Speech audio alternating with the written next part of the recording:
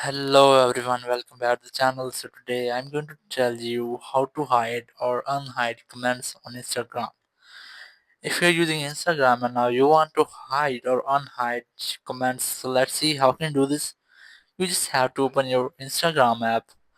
In the app, just go to your profile in the right bottom corner, just tap your profile icon, and here you just have to select the post which comment you want to hide. As I'm going to select this one, so just tap on it, and here go to comment section by tapping on the comment top option, and here your comment section will be appeared. Now select the comment which you want to hide. As I'm going to select this one, just tap on hide and the comment will be hidden. Now your comment has been moved to the hidden comments. Now let's see how can you see your hidden comments. Here you will get an option of see hidden comments. Just tap on it, and here you can see your hidden comment. You just have to tap on unhide if you want to unhide the comment.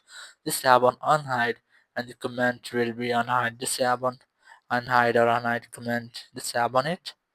So that's how you can easily hide or unhide comments from Instagram. Thank you very much for watching the video. Until the next video, bye bye.